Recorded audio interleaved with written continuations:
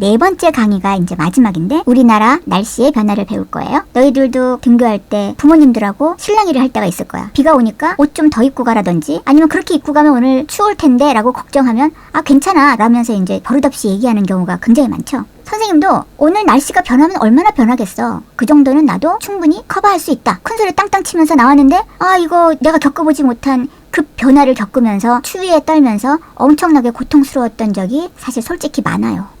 우리나라 날씨가 참 변화무쌍해. 이 변화무쌍한 날씨를 선생님이 이제 오래 살다 보니까 이제야 좀 손에 잡히게 파악이 됐어요. 그래서 이 사계절이 있는 거 참 좋은데 그동안 얼마나 많은 시행착오가 있었겠는가. 그래서 선생님이 조금이나마 너네가 실생활에서 꼭 알아야 될 우리나라 날씨의 변화까지 조금 정리하면서 가르쳐주고 싶어요. 선생님은 감기가 걸리면은 목감기가 많이 걸려서 기침을 많이 했어. 그래서 고생을 많이 하는 편이야. 특히 고등학교 때 참 많이 힘들었던 것 같아. 그래서 아프지 말고 건강하게 지내기 위한 날씨의 변화를 우리가 통달하고 지나가면 좋겠습니다.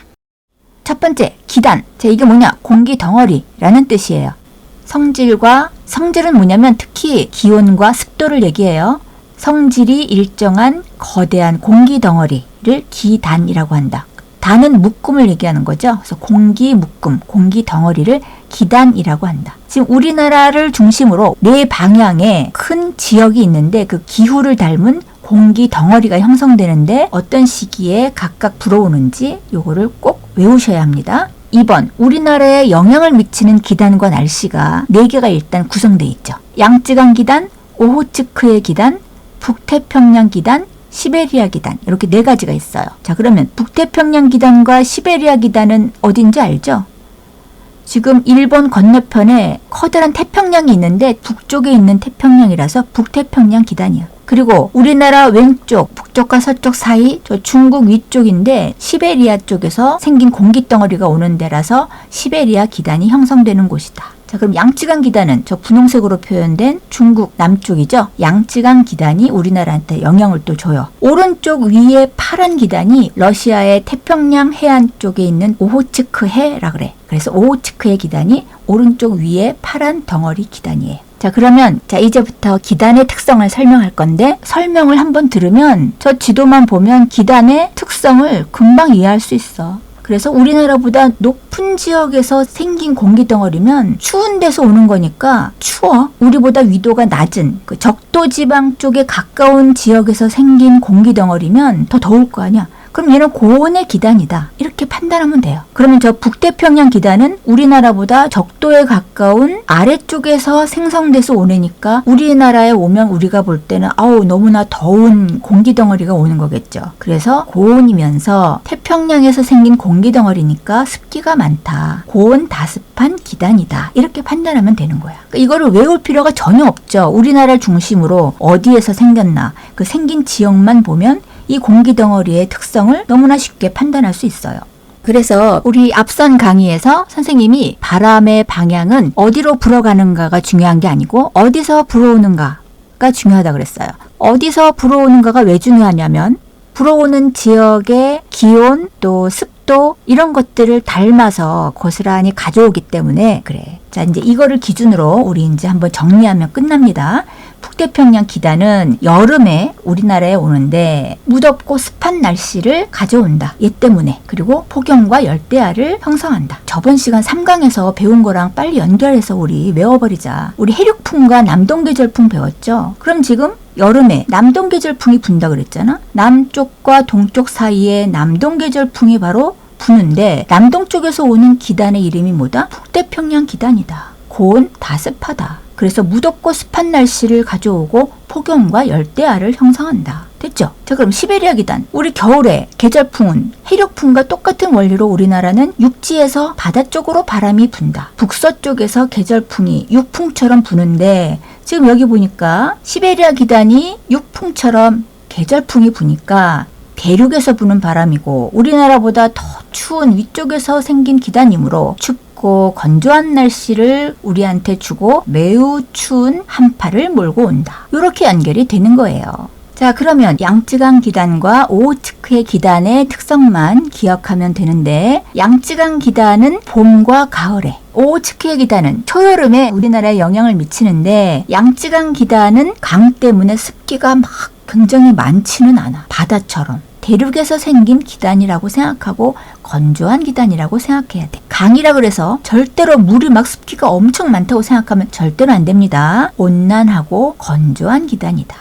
얘는 여름과 겨울에 커다란 북태평양과 시베리아 기단이 형성될 때 말고는 우리나라에 불어오는데, 이게 왜냐면 고등학교 지구과학을 배울 때 배우겠지만 우리나라는 전체 지구 북반구에서 편서풍이라는 바람이 부는 지역에 속해요. 그래서 편서풍의 영향 때문에 양쯔강 기단이 우리나라에 와. 그게 봄, 가을에 오는 바람 방향이에요. 그래서 양쯔강 기단이 올 때 온난 건조한 날씨가 되고 황사가 온다. 중국에서 일으키는 그 황사가 대기 속에 포함돼서 온다. 자, 그럼 오호츠크의 기단은 초여름에 잠깐 우리나라에 영향을 미치는데, 우리나라보다 위쪽에 바다 쪽에서 발생하는 기단이기 때문에 동해안 지역이 서늘하고 습한 영향을 받아요. 우리나라 사계절의 날씨와 기단은 이제 이렇게 정리하면 되고, 자세하게 비가 어떻게 내리는지 전선이란 걸 배울 건데 동영상을 한번 보고 설명을 하겠습니다.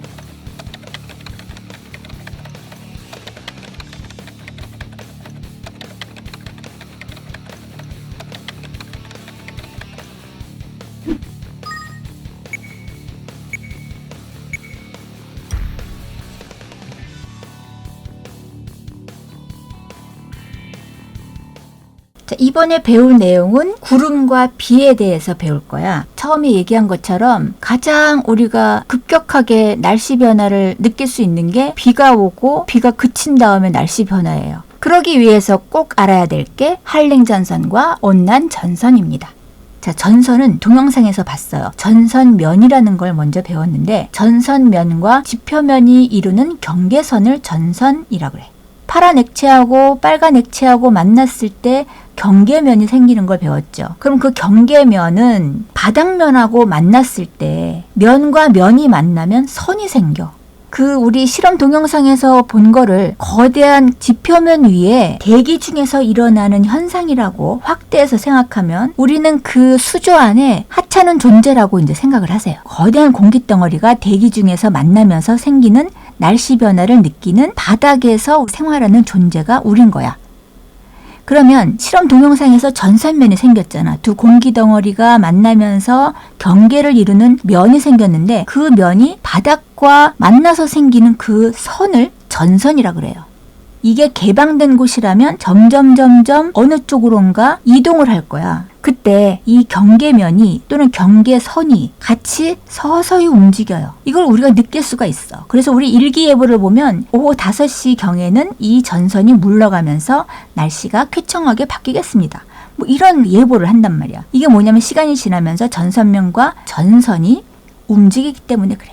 자, 그럼 이 전선에는 두 가지가 있어요. 이 크게 한냉전선과 온난전선, 이 두 가지만 배우면 돼. 자, 그럼 한냉전선과 온난전선의 특징을 한번 봅시다.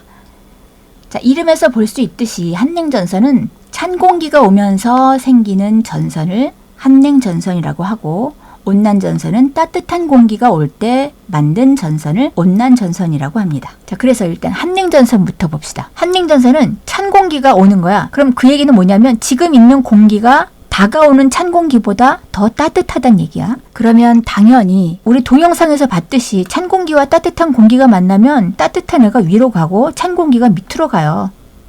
앞에서 공기가 상승하면 구름이 생긴다 배웠죠. 자, 전선은 다른 두 공기가 만나면서 상승하는 공기가 항상 생기다 보니까 구름이 생겨. 구름이 생기는 경우에 산을 타고 올라갈 때 울퉁불퉁할 때 저기압에서, 그 다음에 한냉전선에서 온난전선에서 라는 걸 배우면서 한냉전선과 온난전선은 뒤에 가서 다시 배울 거예요 라고 했던 거야. 이게 좀 복잡하기 때문에 그때 뭐라 그랬냐면 찬 공기가 올 때와 더운 공기가 올 때라고 그렇게 간단하게 말하고 지나갔어요. 이걸 배우고 난 다음에는 산을 타고 올라갈 때 울퉁불퉁할 때 저기압에서 한냉전선에서 온난전선에서 이제 그렇게 외우면 되는 거예요.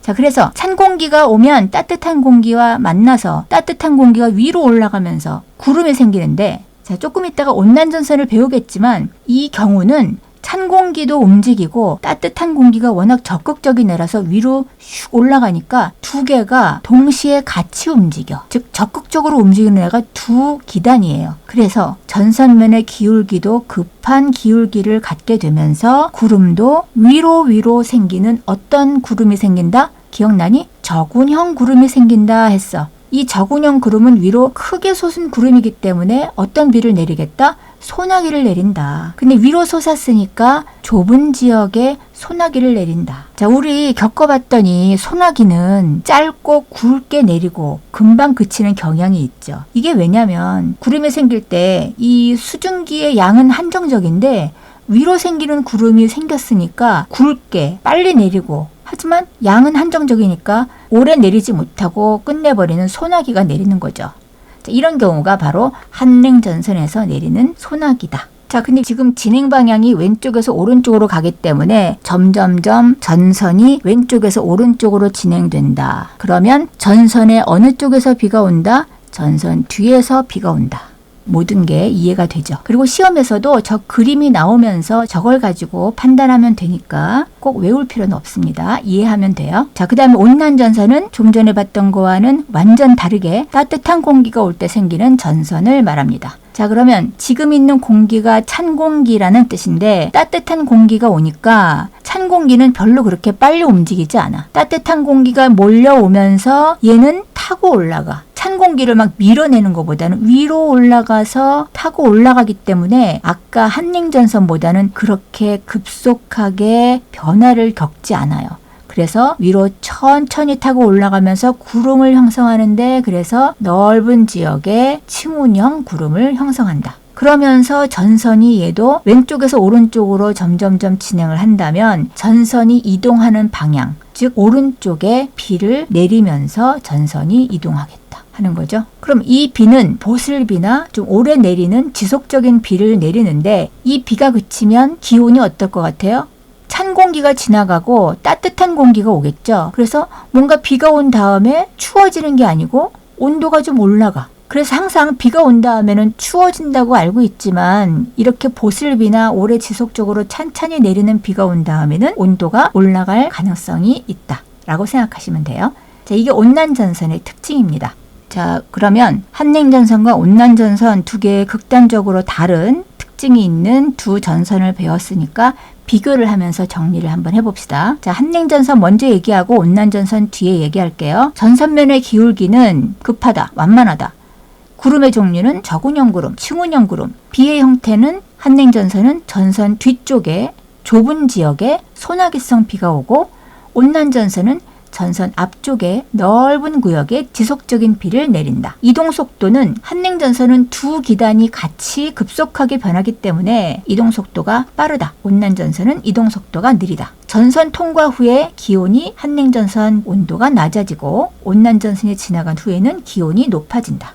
자, 그러면 전선 중에서 두 가지를 좀 알아야 되는 경우가 있는데 이 두 가지 전선만 좀 더 보고 갑시다. 자, 폐색전선과 정체전선이라고 있는데요. 폐색전선은 뭐냐? 한냉전선과 온난전선이 만나서 겹쳐서 생긴 전선이 폐색전선이라서 자, 속도가 다르잖아? 그래서 누군가 가는데 누가 속도가 이제 빠른 애가 뒤에서 겹쳐서 만났을 때 생긴 게 폐색전선이라서 저렇게 같은 방향을 향하고 있는 기호를 썼을 때 폐색전선이라고 알면 돼요. 기호 모양이랑 같이 연결지어서 기억하면 돼요. 자, 정체전선은 뭐냐? 두 기단의 세력이 비슷하여 오랫동안 머물러 있는 전선인데 왜 세력이 비슷하면 머물러 있느냐? 하나는 왼쪽에서 오고 하나는 오른쪽에서 와서 어느 한쪽도 세력이 크지 않고 비슷해가지고 밀려나지 않고 오랫동안 정체되어 있는 거라서 한쪽은 오른쪽을 보고 있고 한 기단은 왼쪽을 보고 있고 이런 식으로 다른 방향을 보고 있죠. 이게 같은 방향으로 나란히 가면은 그냥 지나가면 되잖아요. 근데 이거는 이런 정체전선이 생기면 공기가 급격하게 이제 올라가고 구름이 생기는 일이 생기기 때문에 여기서는 비가 오랫동안 내리는 장마비가 내린다. 그래서 정체전선은 장마비를 만드는 전선이에요. 그래서 전선의 기호를 다시 한번 보면 온난전선은 따뜻하고 동글동글하게 생겼고 한냉전선은 찬 기단이니까 뾰족뾰족하게 파란색으로 생겼고 두 개가 만나서 겹친 폐색전선은 같은 방향을 보고 있고 정체전선은 반대 방향에서 오다가 세력이 비슷한 애가 만나서 정체된 거기 때문에 반대 방향으로 마주친 저런 모양을 하고 있습니다. 자, 이거를 3차원적으로 그리면 온난전선이 생기면서 경계면이 완만한 애가 생겼는데 갑자기 뒤에서 한냉전선이 급속하게 지금 쫓아오고 있는 그림이죠. 이렇게 해서 생긴 게 폐색전선이다. 그리고 이 정체전선의 얘는 저렇게 커다란 지역에 따뜻하고 습한 우리나라로 치면 북태평양 기단이 시베리아 쪽으로 이제 향해서 쫙 가려고 하는데 근데 차고 건조한 기단이 왼쪽 시베리아 쪽에서 또 고기압이 마주친 거죠. 그래서 어느 쪽으로도 밀려나지 않고 비슷하게 정체 상태를 나타낸 거예요. 자, 그러면 한냉전선과 온난전선이 두 개가 동시에 모일 때가 있어요. 그 경우가 뭐냐면 온대성 저기압이라고 하는 건데 우리나라가 이제 북반구 중간쯤에 있잖아. 여러 기단이 모여서 만날 때가 있어. 그럼 그 여러 기단이 왜 모이냐? 시베리아 고기압 봐봐. 북태평양 고기압 봐봐. 우리나라로 몰려오잖아. 양쯔강 기단하고 오호츠크의 기단도 우리나라로 오잖아. 그 얘기는 공기가 온다는 건 저기압에 몰려올 경우가 일반적이야. 즉 저기압이 문제야. 여러 군데서 공기가 몰려들면서 혼합되는 아주 복잡한 곳이다. 고기압은 공기가 밑으로 모이면서 주변에 있는 기압이 낮은 곳으로 퍼져나가. 그래서 고기압은 별로 복잡한 현상이 안 일어나. 고기압과 저기압을 조금 더 상세하게 배워야만 해. 요거를 좀 설명하고 싶다는 거예요. 그러면 고기압과 저기압을 좀 비교해 보면서 봅시다. 사실은 여태까지 우리가 알고 있는 게 굉장히 많아. 한 가지만 더 설명하면 되는데 알고 있는 거 먼저 정리하자. 자, 고기압은 주위보다 기압이 높은 곳, 저기압은 주위보다 기압이 낮은 곳. 그래서 고기압은 하강기류가 생기고 바람의 방향이 불어나가. 저기압은 상승기류가 생기는 곳이야. 불어 들어와. 그리고 날씨는 고기압은 맑아. 저기압은 흐려. 자, 여기까지는 알아요. 아, 그래서 저기압은 공기가 상승하는 곳이니까 상승기류가 생기면서 구름이 생기니까 날씨가 흐리구나. 맞죠? 다 연결되죠? 자, 그러면 저 부분만 지금 모르고 있네요. 시계 방향으로 불어나가고 시계 반대 방향으로 불어 들어온다. 참 이상하다. 그냥 불어 나가고 불어 들어오면 되는데 시계 반시계 방향이라는 건 뭔가 원운동을 하면서 나가고 들어온다. 이런 거야.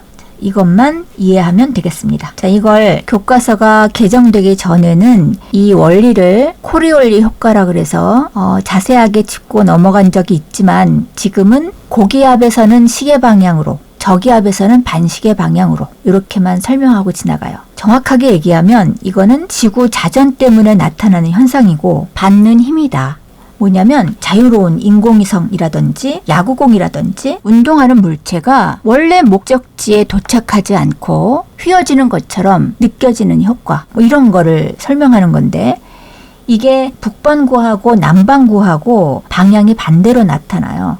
그래서 사실 여기 지금 위에 북반구에서의 고기압과 저기압이라고 지금 설명한 것도 북반구에서만 나타나는 방향이다. 남반구는 방향이 반대다. 자, 그러면 왜 자전 때문에 저런 현상이 나타나는지 바람 가지고 한번 선생님이 설명을 할게요. 자, 바람이라고 한번 생각해서 파란 화살표와 빨간 화살표가 움직일 건데 움직이는 동안 지구는 자전을 한단 말이야. 저 노란 화살표가 바로 지구 자전 운동 방향이야. 자, 그럼 화살표가 움직이는 동안 그럼 우리가 볼 때 우리는 지구랑 같이 움직이잖아. 지구가 자전한다는 걸 모르고 바람이 휘어져서 움직이는 것처럼 느껴진다라는 거죠. 고기압 중심부에서 바깥으로 바람이 나가는데 쟤는 똑바로 나가. 근데 그동안에 자전을 해.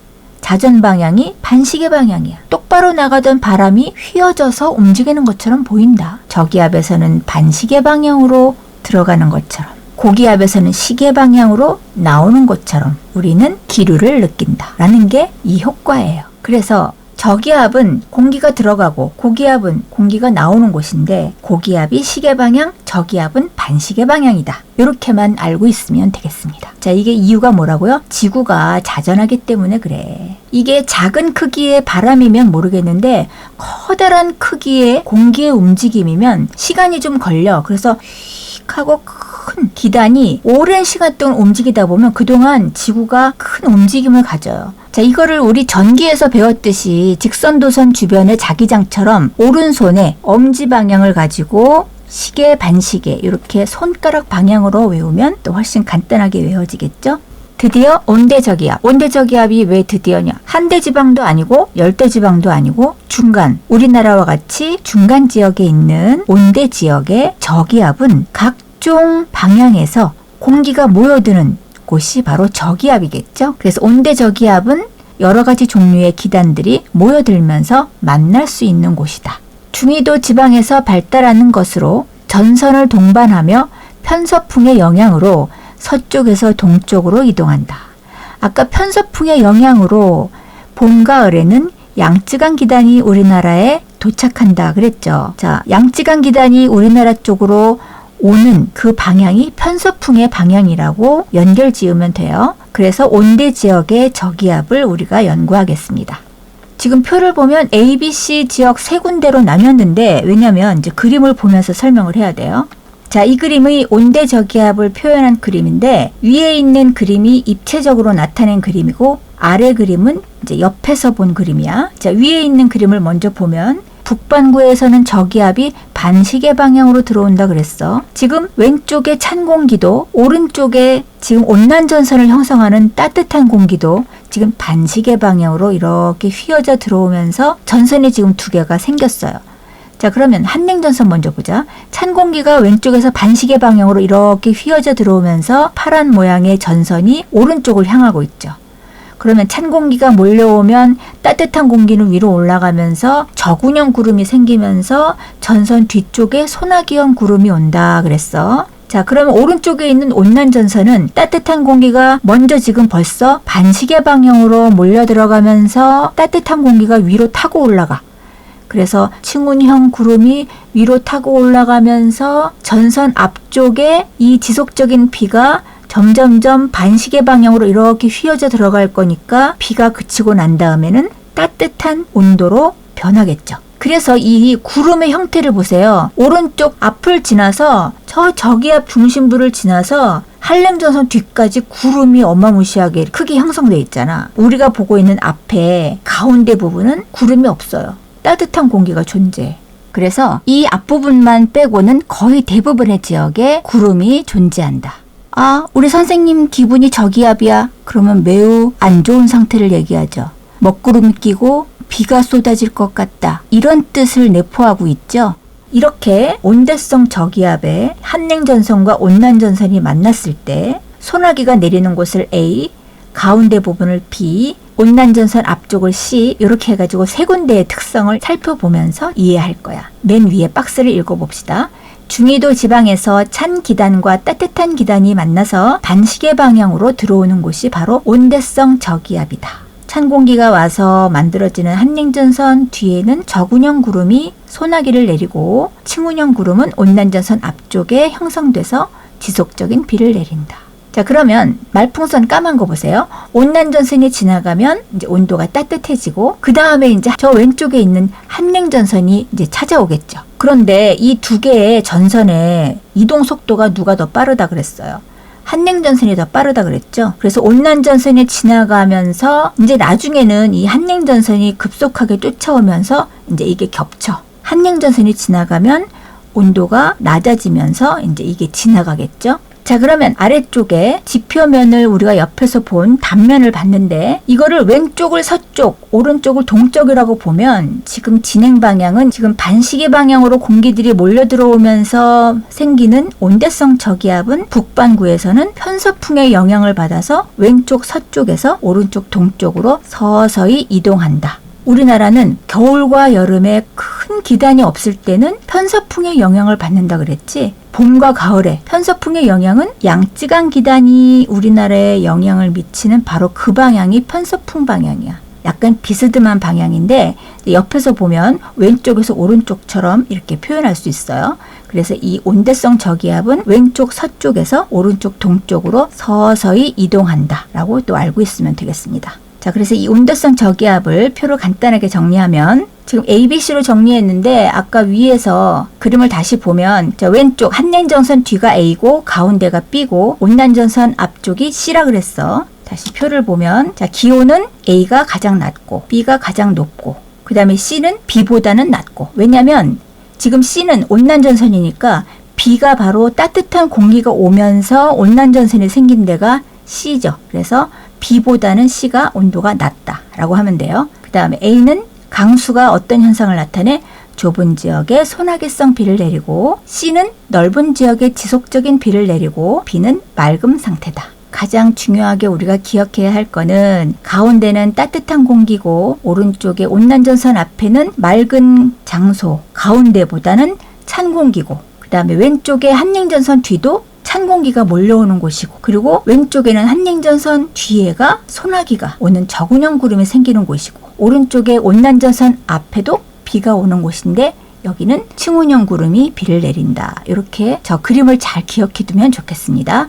자, 이거를 우리나라 중심으로 우리나라 지도를 중심으로 온대성 저기압이 형성됐을 때 지도에 나타낸 그림이에요. 선생님이 여태까지 보여준 그림은 구름을 몇 개 이렇게 그리면서 표현했기 때문에 작은 지역에 일어나는 일로 이해를 했을지 모르겠는데 우리나라 지도에 나타난 온대성 저기압을 표현하면 저렇게 크게 형성돼요. 그래서 넓은 지역에 소나기가 내리고 지속적인 비가 내리고 그 다음에 한참 지나면 편서풍의 영향으로 다음날 새벽에는 비가 그친 후에는 온도가 떨어지겠습니다. 이런 식의 이제 변화를 나타내는 거기 때문에 저렇게 넓은 지역에 커다란 변화를 나타내는 현상이에요.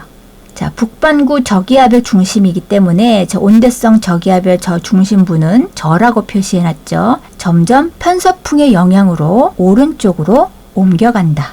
C 지역은 지속적인 비가 오고 있는데 시간이 지나면 온도가 어떻게 된다? 지금 온난전선 앞이니까 따뜻한 공기가 찾아오겠죠. 그래서 온도가 올라갈 것이다. B는 잠시 후에 소나기가 오고 그 다음에 소나기가 그치면 온도가 떨어지겠다. 그 다음에 A 지역은 소나기가 지금 오고 있는데 소나기가 그치면 온도가 떨어져서 추워지겠다 라고 예상할 수 있는 것입니다. 자, 이렇게 해서 온대성 저기압이라는 커다란 특징을 가진 기상현상을 우리가 살펴봤습니다. 우리 이제 고기압과 저기압을 이제 살펴봤기 때문에 저런 문제를 만나면 잘 따져봐야 되는데 우리 한번 연습 문제 해봅시다. 북반구의 고기압과 저기압해서 맞는 것을 찾아내라 이런 문제가 나오는데 읽는 방법을 보려면 오른쪽 말풍선 보세요. 하강기류인지 상승기류인지 또 반시계인지 시계방향인지 또 그 다음에 들어가는지 나가는지 이런 걸 잘 살펴보면 돼요. 그럼 지금 고기압과 저기압 두 가지를 다 살펴보라 그랬으니까 고기압부터 한번 1, 2, 3번 중에서 살펴봅시다. 고기압은 바람이 나가야 되죠. 그리고 하강기류가 생겨야 되죠. 그럼 1번, 2번, 3번 중에서 3번은 안 되겠네요. 상승기류니까 일단 제하고 그 다음에 1, 2번 중에서 하강기류인데 나가는데 시계방향으로 나가는 걸 찾으니까 2번이죠. 1번은 반시계로 들어오니까 1번도 아니야. 2번이 정답이고요. 그 다음에 저기압도 한번 봅시다. 4번, 5번 중에서 상승기류면서 반시계 방향으로 들어와야 돼. 근데 지금 5번은 상승기류는 맞는데 바람이 나가니까 틀렸고, 그 다음에 4번은 하강기류니까 잘못됐고, 그래서 아까 얘기한 2번이 맞습니다. 드디어 우리나라의 계절별 일기도를 살펴보겠습니다.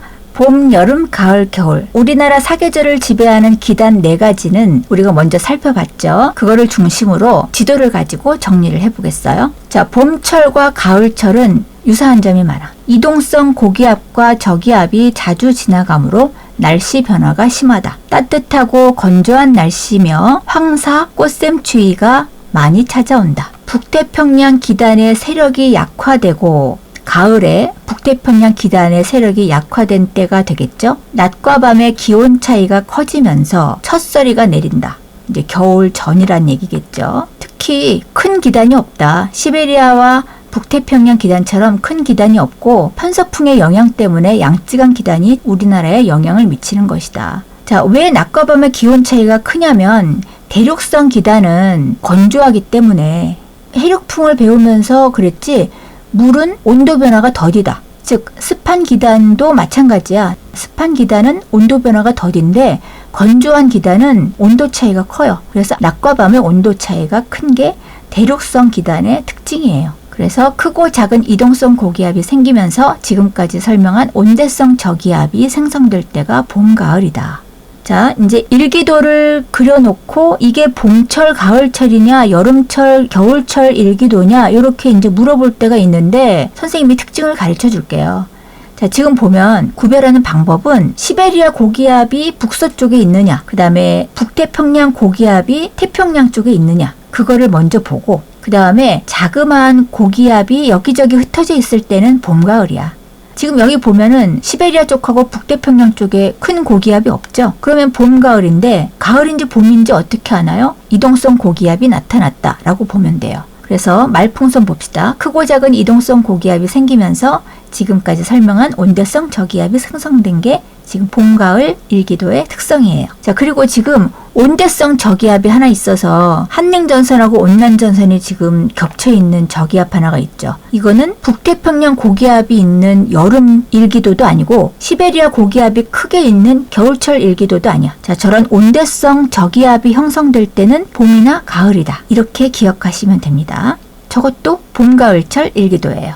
자, 그러면 여름철 일기도. 북태평양 기단의 영향으로 덥고 습한 날씨가 이어진다. 남고 북저형 기압 배치. 남쪽은 고기압, 쪽은 저기압. 남동 계절풍이 분다. 장마가 초여름에 있고, 자, 근데 그 전에 자, 대표적인 여름철 일기도를 먼저 한번 살펴보면 매일매일 똑같지 않으니까 왼쪽에 있는 것도 오른쪽에 커다란 북태평양 고기압이 자리한 여름철 일기도고, 오른쪽에 있는 그림도 북태평양 고기압이 커다란 게 오른쪽에 있는 그림이라서 여름철 일기도입니다.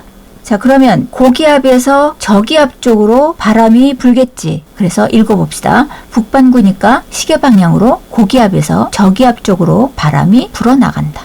자, 이제 초여름의 장마가 독특한 현상인데, 자, 한여름에 북태평양 고기압이 커지기 전에 초여름에 오는 현상이야. 그리고 무더위가 이제 여름에 있고, 열대야가 밤에 있고, 그 다음에 늦은 여름까지 태풍이 우리나라를 덮치는데, 자, 이 초여름의 장마전선이 어떻게 형성되는지 지도를 한번 볼게요. 이 강의 앞에서 우리 장마전선하고 폐색전선 설명했던 거 기억하면서 한번 봅시다. 우리나라 초여름에 장마를 가져오는 경우에 일기도를 보는데, 초여름은 북태평양 고기압이 완전히 커지기 전이야.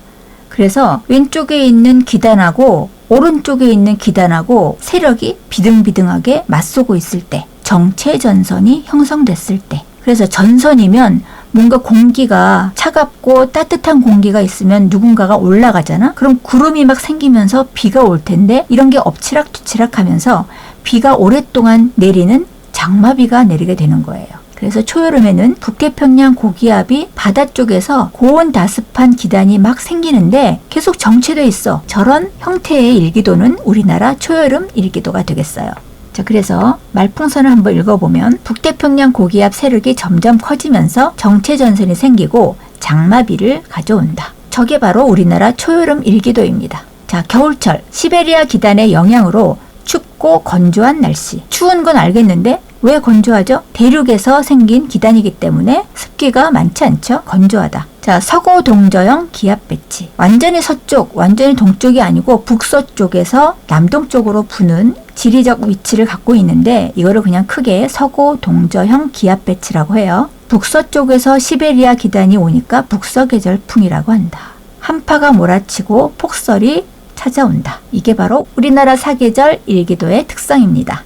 자, 이제 좀 알겠죠? 봄철, 가을철은 고기압, 저기압이 자잘한 게 막 여기저기 있었는데 여름에는 북태평양 고기압이 크고 그 반대편에 저기압이 하나, 두 개 정도 있고 지금 여기 겨울철 일기도를 봐도 그래요. 시베리아 기단 쪽에 고기압이 커다란 게 있고 저기압이 오른쪽에 하나 있거나 두 개 있고 이런 식으로 고기압, 저기압이 워낙 큰 기단이 있기 때문에 여러 개가 있을 만한 세력들이 없어요. 그래서 시베리아 고기압은 바람이 불어 나가는데 북서쪽에서 불어 나갈 때 시계 방향으로 불어 나가겠죠.